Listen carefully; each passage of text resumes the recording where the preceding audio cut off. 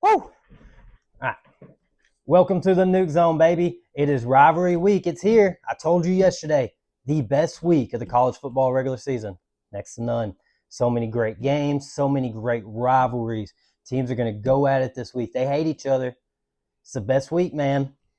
I dropped a video yesterday on the Lone Star Showdown, okay? Texas A&M and Texas. And that one video just wasn't enough. I got to touch on it just one more time, one quick statement, and I'll get to the rest of the games, okay? You ready? Clear my throat. Texas A&M, you have not played 4 quarters of football yet this season. Turn on the film. I'm sure everyone can agree. They're going to on Friday night, and they're going to beat Texas in Austin. That's all I had to say. That's it. That's all. Just one quick statement. I had to get A&M and Texas in this video. You know me. But we're going to move on, okay? Y'all ready? Game number 1. The game. Michigan and Ohio State. Michigan has owned Ohio State the last 4 years. Ohio State won a national championship last year, and Michigan still beat them. And Michigan was barely bowl eligible.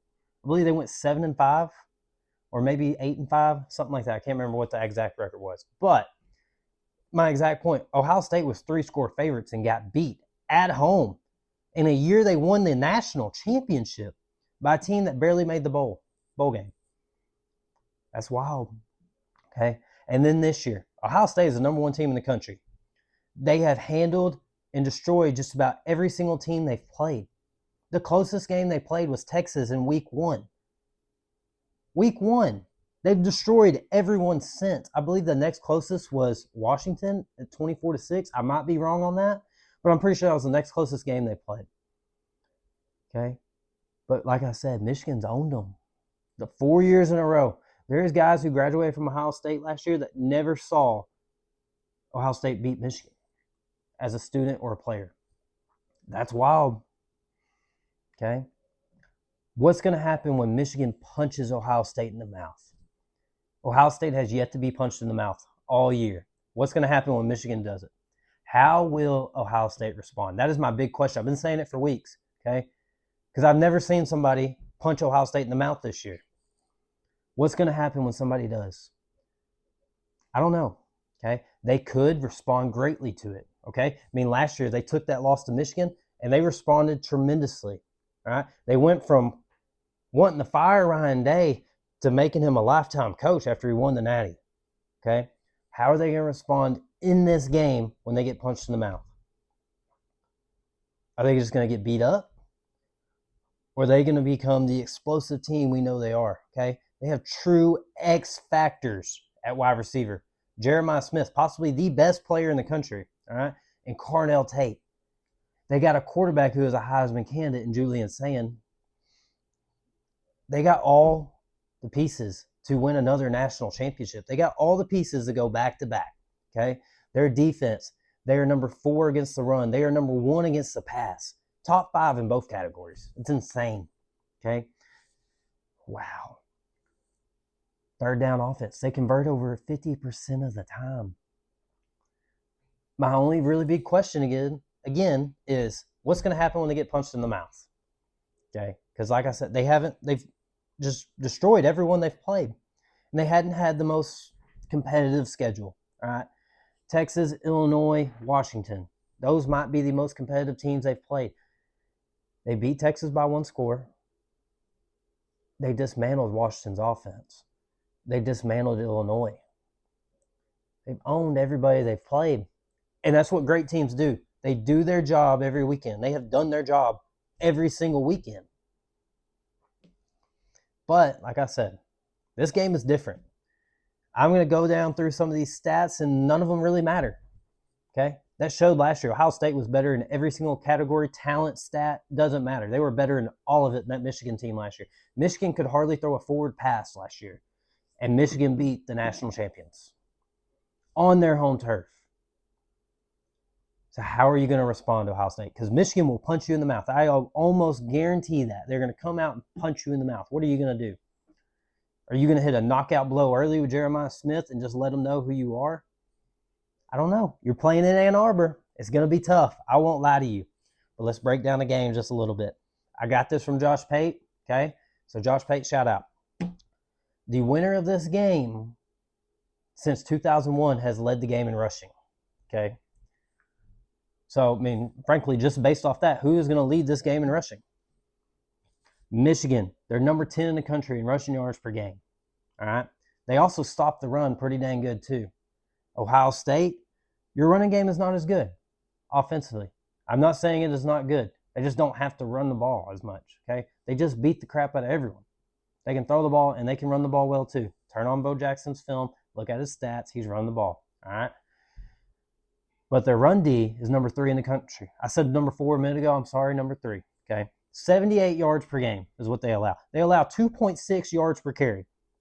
How does that fare against Michigan, who runs the ball for 5.7 yards per carry? They've rushed for 224 yards per game, okay? Like I said, top 10 versus – I mean, these are 2 top 10 units versus each other. And Michigan is going to try their hardest to run the ball, okay? If this game turns into a game where Michigan has to sling the ball to stay in it, Ohio State's going to win. If Michigan is capable of running the ball, we're going to have a ball game, man. I mean, it's the game. It's always exciting. It's always a dogfight for the most part, okay? Especially, I mean, it was 13-10 last year.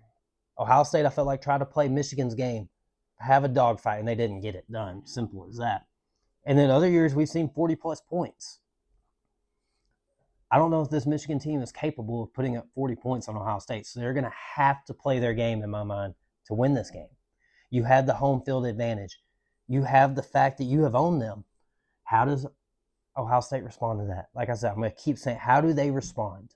That is the biggest thing for me, man. This is the toughest game for Ohio State since week 1, in my mind.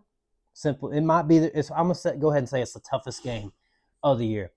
For 1, you're undefeated. And 2, this is Michigan. All right? Michigan's no slouch, number 15 in the country. You're going to their house on the road in a game that means your whole season, basically. These fans live for this game, both their fans, okay? The Ohio State fans don't even use the letter M during this week. It's insane. I love it, though. It's awesome.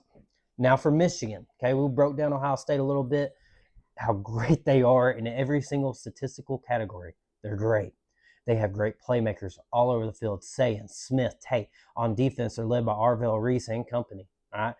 Playmakers all over the field. I said a bunch yesterday. This one key word. It applies to Ohio State. Elite. All right? Elite.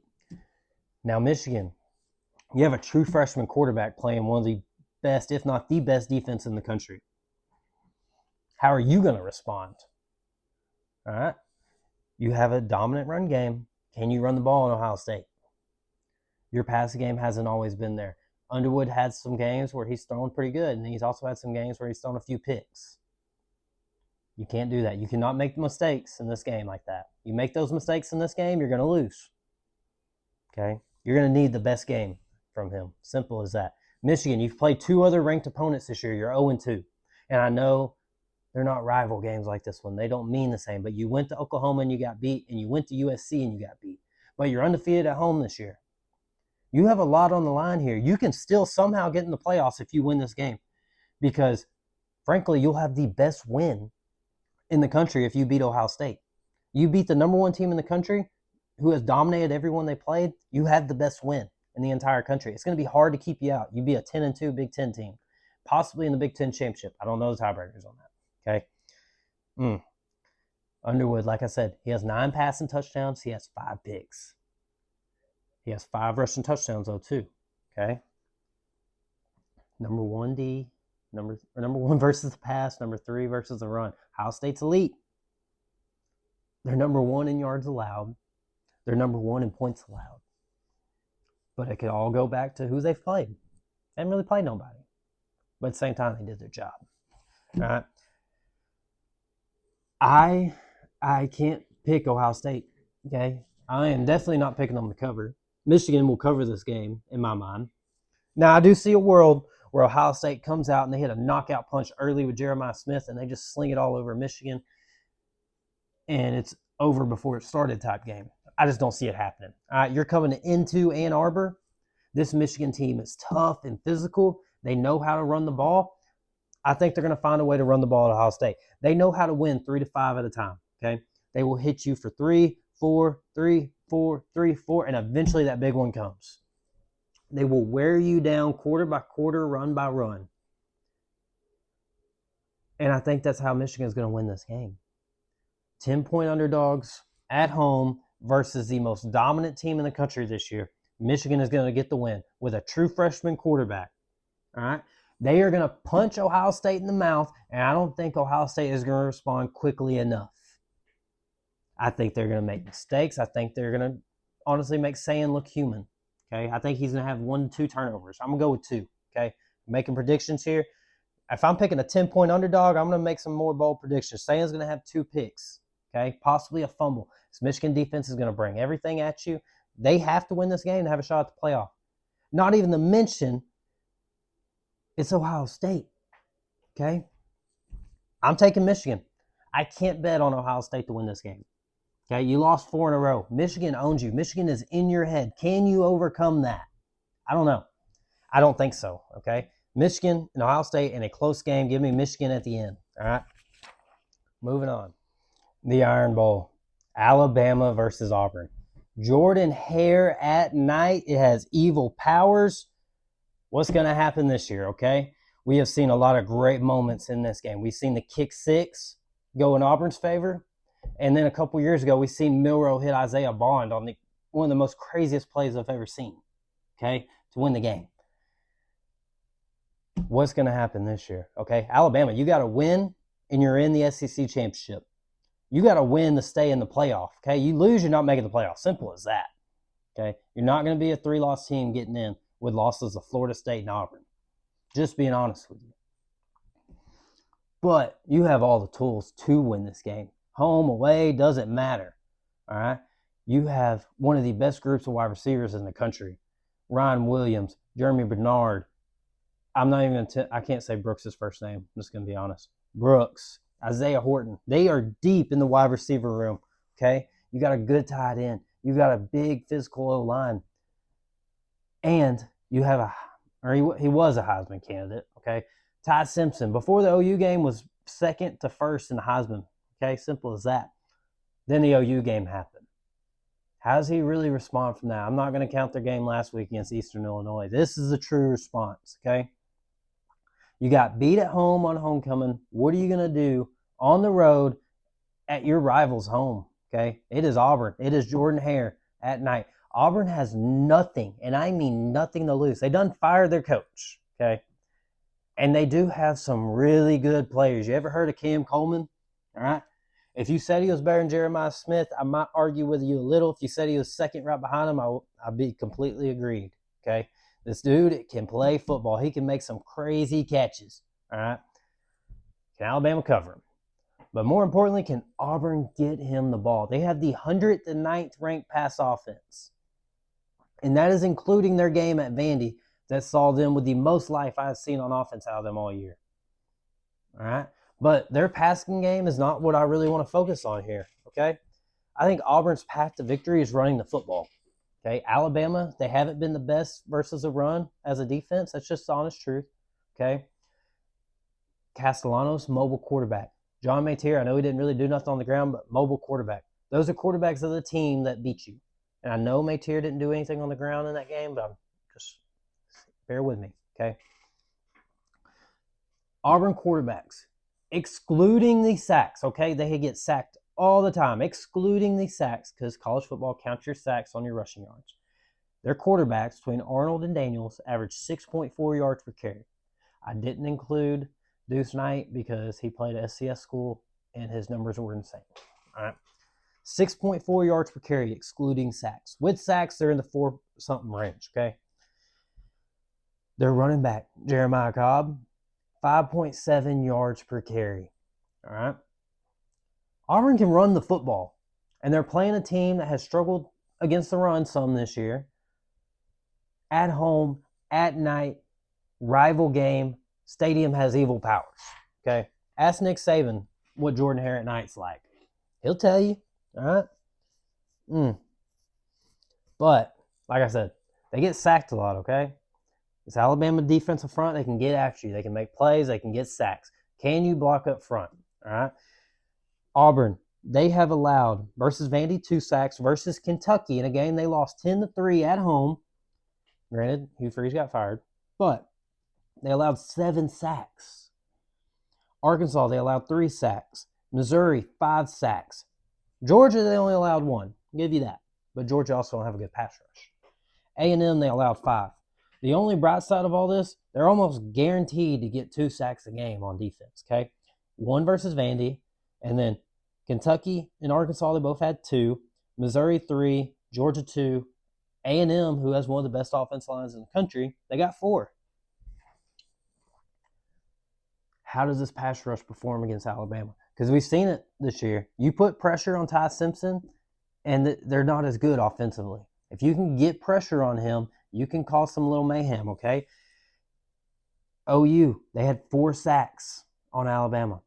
Florida State, they had 3 sacks. Alabama lost both of those games, all right? How much pressure can Auburn put on Ty Simpson, okay? Because you've been beaten through the air a little bit. You have the 91st ranked pass defense in the country. Alabama can sling the football, man. They got the receivers to catch the ball, like I told you. How are you going to stop that? You have to get a pass rush. That's how you stop it. You get a pass rush, you can make things happen. Because as I said multiple times, pressure leads to mistakes, mistakes lead to turnovers, and turnovers lead to losing games. Or winning in this case. Auburn, you're going to have the pass rush, and you're going to have your run game working on offense. I think it's as simple as that. Now, Alabama, you have to not fall into the trap. It's a rivalry game. You're on the road. It doesn't get any plainer than that, man. And a lot of people are going to say they should be favored by more, and that makes it even more scary for Alabama. All right. Auburn, what O do we get? Do we get the O versus Vandy? If we get the offense Auburn had versus Vandy and the defense they've had for majority of the year, Auburn will win this game. But you got to get that first, okay? They had over 500 yards of offense. Can they have that again? I highly doubt that. They're not getting 500 yards of offense. Now, if they do, I'll congratulate you and shake your hand. I don't see that happening at all. But can they have a good offensive game versus Alabama? I feel like they're going to have to run the ball, control the clock, and then get pressure on Simpson. Limit Alabama's possessions, and you're going to have to get turnovers, all right? You're going to have to force Ty Simpson into making mistakes. Again, okay? He's only done it really 1 game this year where it's just bad, and that was OU. They had 3 turnovers as offense. Auburn, you're going to need another type of game like that out of Alabama. You're going to have to force them into doing it because they didn't just do that. They didn't just give it to Oklahoma and say, here's the ball. Well, they kind of did. But OU forced that to happen. Auburn, you're going to have to force that to happen. Auburn has been a quarterback and O-line away for I don't know how long. If they have those, all you got to do is have it on one night. If they can have it on one night, at night, in Jordan-Hare, with the evil power is going to help them, man. What's going to happen? Can they make something happen? How does that hostile environment affect Alabama? Okay, they lost at Florida State earlier this year, but they did win at Georgia, and Georgia's hostile. Okay, they're barking at you, but they won there. That was this year. Last year, though, they lost at Vandy, and then they lost at OU. Okay, 2 teams who didn't have the best records last year, and they lost to them.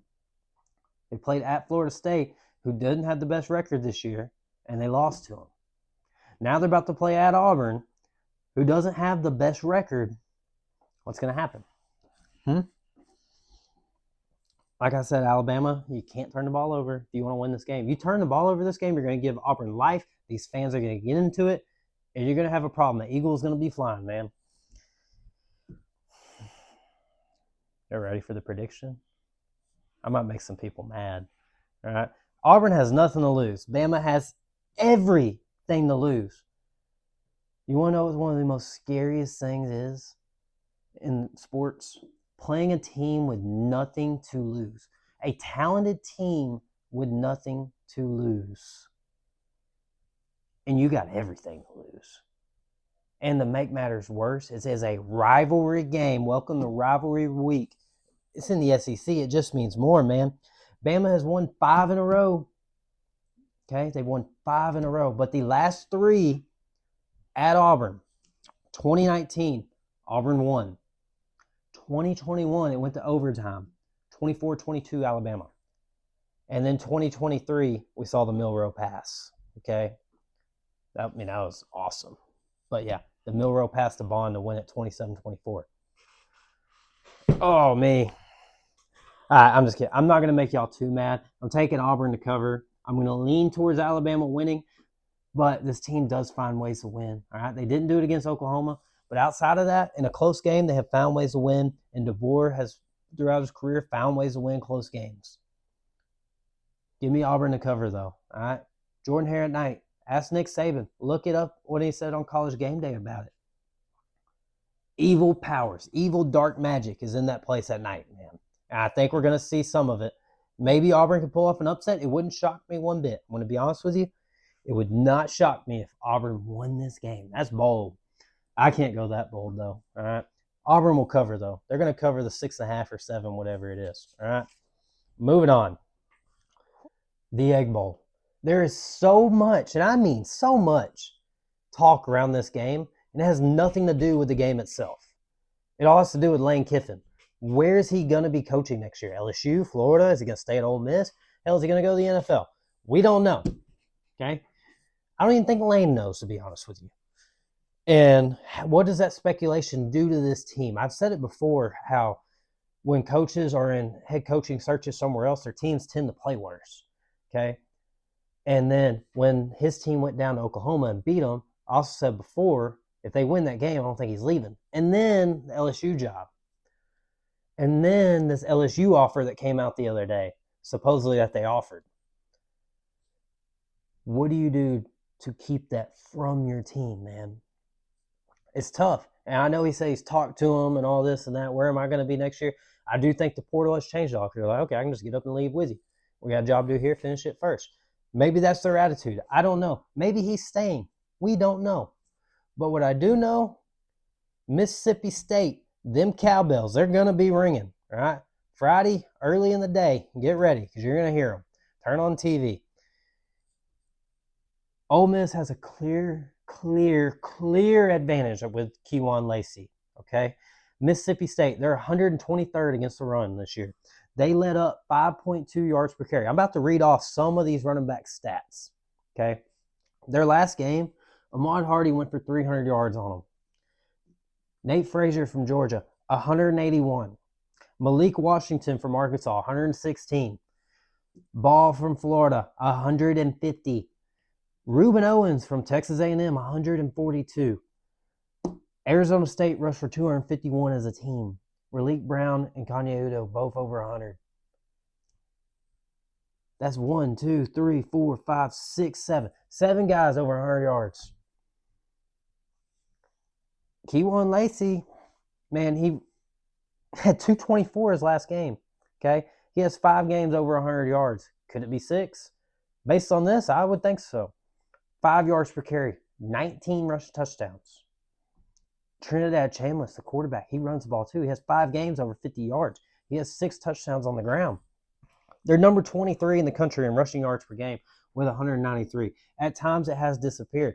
But they also got this lethal passing offense. It's number 11 in the country.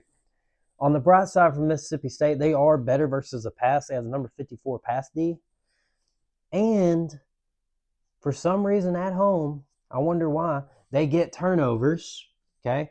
They can get turnovers. And Mississippi State at home, outside of Georgia, plays close games, okay? They took Tennessee to overtime. They took Texas to overtime. Then on the road, they beat Arkansas at the end. They almost beat Florida. They threw a pick to a D lineman, okay? They beat Arizona State at the end. This team has had trouble finishing games, okay? Arizona State and Arkansas is about the only one they finished. If they could finish a game, we could be talking about them so much different. I think that's just a talent difference in the end. But it's rivalry week. Throw that out the window. Can you finish the game here versus a team with a lot of questions around it? Not so much their players, but with their coaching staff and in the media. There's a lot surrounding them. There's a lot of pressure at Ole Miss right now, okay? What happens on Friday when these two teams play? Ole Miss's defense is suspect, okay? the Lane Kiffin the Lane Kiffin questions play into that even more? I don't know. But Kentucky ran for 172 on them. Arkansas had over 500 yards of offense. Georgia had over 500 yards of offense. OU, up to that point, hadn't ran the ball all year with a running back, and then Xavier Robinson went for over 100 on just 9 carries. So, Ole Miss, how's your offense going to perform? Because Mississippi State can score, okay? They've shown the ability to score. They have a good group of backs. They got Booth. They got Bullock. They got good receivers, okay? They got explosive playmakers, Brennan Thompson, and then Evans. They can make plays, but they're god-awful in pass protection, man. They're one of the worst in the country. They give up sacks. Luckily for them, Ole Miss doesn't have the best pass rush, but they got after John Mateer. In this game, if you've ever watched it, it's a dogfight. And usually, it's close for the most part, okay? Last year, Ole Miss, they didn't cover. They were 26-point favorites. They did not cover. The year before that, they won 17-7. Ole Miss has won 4 of the last 5, I believe. I could be wrong on that, but yeah. I don't think Ole Miss just runs away with it. Okay, there's too many questions around this team right now. Mississippi State has played too many close games at home, especially. I know the last 2, they have just frankly gotten whipped. Okay, they lost 2 games in a row by over 20 points. But this is different. It's rivalry week. Throw that out the window, like I just said. Throw it out the window. All right, man, oh man, the hate is heavy. Okay, give me Mississippi State to cover. Ole Miss to win, Mississippi State to cover. I won't be shocked if Mississippi State wins, and if they win, it just further confirms to me that Lane's going to LSU. All right? Because what happens if Ole Miss wins this game? He still takes the LSU job. They're 11-1 in the playoff without a head coach. That would be wild. That's wild. Okay? And like that factor, that plays into this game even more to me than it would, say, the OU game.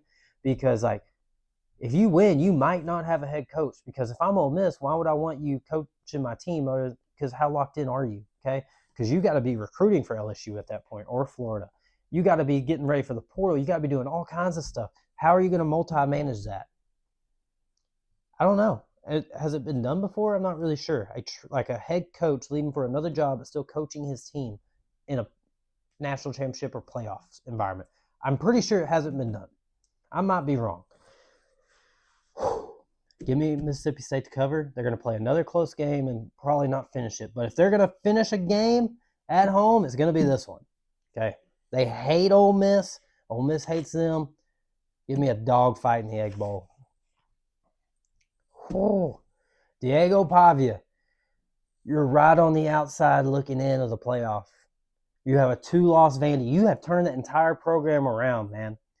And now you're 3-point underdogs at Tennessee. In Neyland, man, both these teams, they can light up the stat sheet through the air. I said for weeks that Vandy's offense goes through their run game. And honestly, if up to that point, yeah, that was true. But the last 3 weeks, Pavia's thrown for over 350, okay? And he's also their leading rusher.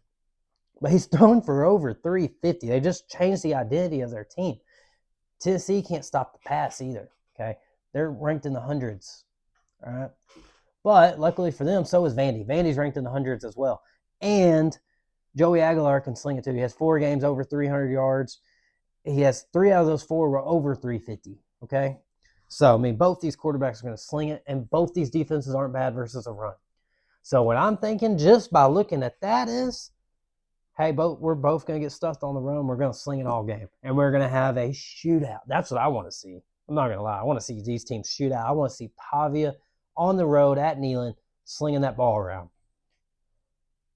And they might trick us, and we have like another Vandy-Mizzou game, and it's like 13-10. I don't see that happen. All right. Now, which team's built better to come back, okay? I think Vandy has the better defense. Tennessee probably has the better, more explosive offense, all right? Vandy, you got Diego Pavia and Eli Stowers. I can't remember the other dude's name, but he can fly. Tennessee, you got playmakers everywhere. You got Joey Aguilar, you got Brazil, and then Staley. You got dudes, all right? Bishop in the run game. You've got a good O-line. I'm rooting for a shootout in this one. I'm going to be honest with you. Just give me a shootout. I want to see Diego Pavia. If he goes down, I want to see. He's going to go down fighting. I want to see it, okay? I want to see him with the ball in his hands on the last drive of the game, down by 4. That's what I want to see. I want to see him drive down the field. Because if you beat Tennessee, I think how things could turn out, we don't really know. I think it'd be really hard to leave a 10-2 SEC team with a win in the last week of the season on the road at Tennessee out. Okay? I mean, they lost to Alabama. Who else did they lose to? I just went mind blank. Who else did Vandy lose to? Oh, Texas. My bad. So you'd have 2 ranked losses if Texas is ranked next week. I'm sure they'll be like 25. But so you'd have 2 ranked losses, one of which being to a team that's currently ranked number 10. On the road. I want to see it. I want to see Diego Pavia down by 4 with the ball in his hands. He has to drive the ball 70 yards. That's what I want to see. And my prediction is that cocky little sucker gets it done, and he goes and puts 6 on the board, and they win that football game in Neyland. 10-2, Vandy. There we go. Oh, man. All right, I got my pages mixed up. All right. Miami versus Pitt. This is a must-win game for both of these. It's basically a playoff game for both of these teams, okay? I got to give the edge in talent to Miami, okay? They're one of the most talented teams in the country. They just laid 2 eggs against SMU and Louisville, all right? Oh, sorry. Okay, Carson Beck, you're the X factor of this game to me for Miami's offense. If we get good Carson Beck, they could light up this Pitt pass defense, which has not been good this year, okay? I'm not really worried about Pitt's run defense, okay, because Miami doesn't have to run the ball to be competitive. They're not Georgia Tech in those areas, okay? They can throw the ball all over you and do just fine. The problem is who they're throwing to, okay? Is Carson Beck going to throw the guy in his jersey? And if Carson Beck throws to the guys in his jersey, they're going to have a big game, man. I don't think Pitt's secondary can stop them. And then when we switch it over to the other side of the ball, I don't think Pitt's O-line can stop Miami's D-line. Ruben Bain is going to get after Mason Heinchel, who, just like Carson Beck, he'll throw some interceptions. He'll get on, and they get sacks. Miami gets sacks, and Pitt gives them up, okay? Miami's been playing with a purpose these last few weeks. I think they're going to come out and play with the purpose, all right? They're playing with their playoff hopes on the line. They're number 13. They're on the outside looking in. Like I said, it's a playoff game to both these teams. They're going to come into Pitt, and they're going to win. Heinzel's going to have at least, or Pitt as a team is going to have at least 2 turnovers. Pick, interception, doesn't matter. Ruben Bain is a game wrecker, and he is going to wreck this front for Pitt, all right? And this offense, I think, is going to be lethal, and they're going to put up points. They're going to score over 30 on the road. That's it. That's all I got to tell you. Miami's going to win on the road at Pitt. Oregon and Washington. I had my doubts about Oregon, okay? I told y'all this stretch is going to be tough. I told you for weeks. Every week I've been doubting Oregon, to be honest with you. They had to go to Iowa. I took Iowa to cover. They had to play USC. I took USC to cover. And now they got to go to Washington. Okay, that was a tough 3-game stretch, and they owned it. They ran the ball right through Oregon. They ran the ball right through Iowa. They averaged 7.1 yards per carry that game, I think. It's insane. The bad part is they only scored 18 points, but it's still insane. And they didn't give up nothing on the ground. Then they go play USC, and USC has one of the best running games in the country. Didn't give up nothing on the ground. Washington loves to run the ball. Jonah Coleman, too. Demon Williams. I don't think they're going to get nothing on the ground, okay? Can you beat Oregon through the air? Yes, you can, but I don't think Washington's going to be able to, all right? Oregon, this offense, Dante Moore had me saying, wow, with some of his throws, man, over the last few weeks. And then when you need a big play, he came up with the big run against Iowa, okay? I think this team could compete for national championship. I'm not saying they will. I think they could. I think they are legit. I have my doubts. They proved me wrong, all right? They have a great coach in Dan Lanning. They are lethal on both sides of the ball.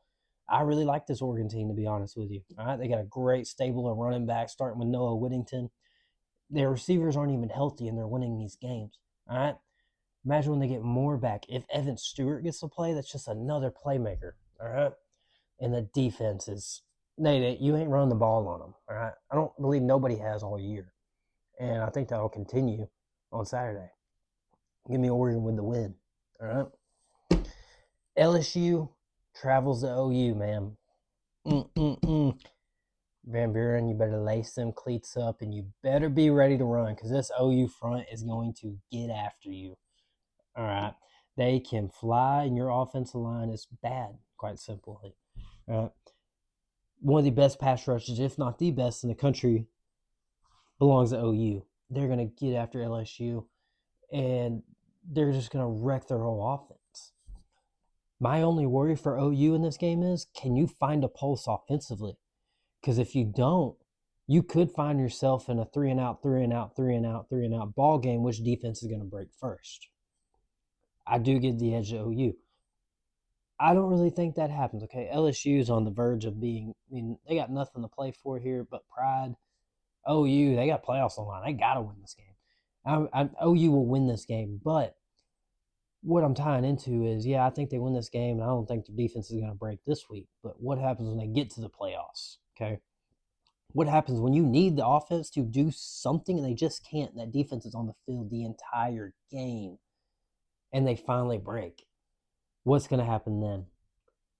Okay, because if you get down too late and your offense can't make the comeback because you don't have a pulse on offense, they're going to have to figure something out on that side of the football, okay? LSU has a bad O-line. Yours is not much better. But you're in a lot better position than LSU. You have the better D-line. LSU does have a good defense, but give me OU. They're going to get after Van Buren. LSU ain't going to be able to run the ball. It's going to be a long day for LSU. And it could be a long day for OU's offense. They might have to score a defense and special teams touchdown to win this game. It wouldn't shock me if they did. The over-under is 36 right now, and OU is a 10-point favorite. It's possibly going to be very low scoring. I might be shocked if LSU gets on the board. But then again, Van Buren can make plays, okay? I know they only put up 13 on Western Kentucky. He is an athlete. They got athletes at skill positions, okay? We'll see what happens. But I'm going to go with OU being dominant once again on defense, controlling this game, and figuring just a little bit out, at least on offense this week, okay? OU with a win. Virginia Tech at Virginia. Virginia, everything is falling your way all year long, to be honest, for the most part. Then you got to win this game to get to the ACC Championship. And then when you get to the ACC Championship, you got to win again to get to the playoff, okay? So you're fighting for your life here because you're not going to get in if you lose a game. Simple as that. And then now for this rivalry, Virginia Tech, they got James Franklin hype now, man. Okay, they fired their coach early in the year. They have nothing to lose coming to this. They are playing for Virginia Tech. They are playing for pride. And now you got a new coach coming in. They're hyped up. They've won the last 4 games. 3 of the last 4, they've won by 17 or more points. 3 scores or more, okay? Man. Y'all, I might look stupid come after this weekend, but I'm taking Virginia Tech with the upset. They're going to Virginia at night. They are hyped up. Drones is going to lead a victory against Virginia, okay? Give me Virginia Tech to win. Upset City, baby. It's rivalry week. I got myself tongue-tied when I said that. Yeah, we're taking Virginia Tech. Hokies up. All right, a few more games that we're going to run through. Georgia and Georgia Tech, all right? Georgia's hitting their stride. Georgia's starting to look like the Georgia that we know. They dominated Mississippi State. They dominated Texas. They dominated Charlotte like they should, okay? My kid's knocking on the door. Okay, Georgia, like I said, they are looking great now. They are hitting their stride at the greatest time that you can do it, at the end of the season. Georgia Tech, I don't think you can stop them at all. You haven't stopped many people all year, especially the last few weeks. You're not going to stop Georgia. My question for this game is, can you score with them? And I don't think you can. I think they take that loss hard. Okay, they lost their shot at the ACC Championship. They lost their shot at the playoffs. And now, it's essentially the season is that you're playing for pride at this point right here. You're playing for Brent Key. You're playing for these seniors. You're playing for Haynes King, who's put his whole body on the line for you. And that can motivate you. It can. But I don't see what happened last year. I don't see this whole overtime 2-point conversion heart attack type game. I see Georgia with a dominant win. Okay, I think Kirby takes that personally from last year, that they were in that position with Georgia Tech, and I think they own this game. Georgia wins easy, okay? Arizona State, Arizona. Arizona State still has a slim chance at the Big 12 championship, believe it or not, okay? Without Sam Levitt, Jeff Sims has stepped up. They lost Jordan Tyson for a few games. Now he's back. They got some running backs. They got playmakers. Arizona's got a good defense. They got Noah Fafita. They can do stuff too.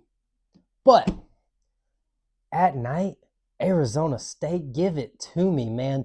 Big 12 championship possibly on the line. These guys are going to be ready to play. Jeff Sims has stepped up recently. They can run the football. They can make big plays, and they have the electric NFL receiver in Jordan Tyson. All right, Arizona State with the win at home. SMU versus Cal. SMU, you win. You're in the ACC championship. Man, oh man, Cal just fired their coach. It's SMU's to lose, but the problem is you're on the road at night at Cal versus a team that can sling the football. All right? True freshman quarterback Jaron Sagapolte. I think I said that right. I probably didn't. SMU can't stop the pass. I don't know if you knew. They're ranked like 129th in passing defense. Yeah, Cal can sling the ball. And you're playing at night as a 20-point favorite. Cal is going to cover. All right? The fired coach thing, yeah, they got nothing to lose even more on top of that. They fire their coach, they're going to come out even more motivated. I don't know if you've noticed, but when teams fire their coach, usually the next game, they really play even more energetic, more motivated. Cal's going to be motivated. All right, they can wreck SMU. They can basically end their season right here in that game with an upset. And it would not be the first time this year that Cal has won as a 3-score underdog. If you remember, a few weeks ago, they went to Louisville and beat a healthy Louisville with Miller Moss, not a shorthanded one at quarterback like SMU just did. And they beat them in their house as a 3-score underdog. Now you're a 3-score underdog at home, and your pass defense isn't bad, and your passing offense is playing a passing defense that is not good, and you can sling the football. Yeah, give me Cal cover. And don't be shocked when they win. All right? Notre Dame versus Stanford. I'm not even going to dive into it. Jeremiah Love's going for over 100. Notre Dame's probably still mad because people are questioning if they're a playoff team or not. They're going to come out and beat the crap on Stanford again. Just being honest, okay? Give me Notre Dame big. They're 32-point favorites for a reason. Jeremiah Love, like I said, over 100. CJ Carr is going to throw for 2 or 3 touchdowns. Notre Dame. Indiana, you're going to win big again. Okay, they're going to do a job. They're going to do what they've been doing all year. Now, a few more games to get into. Houston at Baylor. Explosive offense versus a solid defense. The only problem is, Baylor, you have no defense at all. And Houston has somewhat of an offense. I'm going to give the edge to Houston here. I think they're going to go on the road, and they're going to get a win at Baylor. All right? Texas Tech, unless they just prove me wrong and play the worst game I've ever seen, they're going to beat West Virginia. All right? Give me Texas Tech. Kentucky versus Louisville. All right? Kentucky, they had a 3-game win streak, and then they go in and play Vandy, and they get stomped. Louisville, you were on the verge of making the playoff, and then you just crumbled. Okay? You lost to Cal, and then you lost again to SMU. We don't know if Miller Moss is even playing this game. He didn't play last week. And frankly, give him Miller Moss. Say he does play. Last I saw, they're going to play all 3 quarterbacks. Even if he does play, give me Kentucky. I don't think their momentum died last week with the Vandy loss. All right, they won 3 in a row. They got beat by Vandy. But they've been waiting for this game, okay? Like I said, nothing to lose, man. They're going to come in, they're going to play Louisville, and they're going to beat them. Give me Kentucky. All right? Nice little defense. They can do some good things over there. They got a little bit of a run game. They got a freshman quarterback, assuming Cutter plays. That's all they got pulled the other day. But, yeah, give me Kentucky. BYU, you got to go do a job at UCF, okay? Got to get the job done. I think they do. BYU, they're tough. They're physical. They're coached well. They find ways to win the game. I'm not the biggest BYU fan, but I do give them credit on that. They find ways to win. I think they'll find a way to win again against UCF. They should. They're 3-score favorites. Missouri at Arkansas. All right? Bobby Petrino, you have not won your big game yet as Arkansas. You haven't won a game yet, I don't think. No, he hasn't won a game at Arkansas as a head coach yet, the second time around. All right? Can he figure something out? Can he win one? Missouri's no slouch, but they've been on a downward slope. They just got held to 6 points against OU. A&M beat them bad. Alabama beat them. Now you get Arkansas, and you're only a 2.5-point favorite on the road. I think this all comes down to this Taylor Green plays, and he got hurt the other day. And then they said he could come back, and they just ruled him out for the rest of the game. give me Taylor Green if he starts in Arkansas to win this game. Bobby Petrino goes out on his high horse and gets to win in his last game as the interim coach. All right. UCLA, USC. All right. USC, they just basically had their season ended last year. Okay. I mean, this one's going to hold true. It's crosstown rivalry, but you just took a hard loss last week. How do you respond from it? All right. I mean, all you got left is a bowl game after this. You're not going to the playoff. You're not going to no championship game. You got this game and a bowl game. How are you going to respond? Are you just going to lay down after that defeat? Or are you going to come back and beat up on UCLA? Now, UCLA, you started the season awful. And then you beat Penn State and changed your whole season. You fired your coach, you beat Penn State, and then you started rolling, and then you came back down to earth, okay? But, I mean, I think we could have a shootout. Nico versus Jaden Maava. I'm not going to say Nico's last name. I'll butcher it. So, Nico versus Maava. I think we have a shootout down here in UCLA, and it's a good game. I'm going to take UCLA to cover. That's way too many points. 20 points is too many. Okay, they're going to score on USC. It's going to be a good little LA game. Probably be nobody there because then people just hate football, I guess. I don't know. North Carolina versus North Carolina State. Chapel Bill, you're going to go down with a defeat to end your season. All right, CJ Bailey and North Carolina State, they're going to beat you. All right? I really like watching North Carolina State. They're fun to watch. They're going to get the win, okay? Whew. Well, that's about it. Thank you for tuning into the Nuke Zone. I hope y'all have a wonderful Thanksgiving and rivalry week, okay? Like I told you, it doesn't get any better. If you haven't watched football this year, just turn it on this week and enjoy, all right? It doesn't get better. You got the Egg Bowl Friday morning. You got Lone Star Showdown that night. And then Saturday, just full slate of games, okay? You can't go wrong with it. Start it off on Friday. Go Egg Bowl, Georgia Tech, Texas A&M, Texas. And start your day off with the game and just keep rolling, all right? You won't regret it. Turn it on. Enjoy it. Thank y'all for tuning in. Nuke Zone signing out.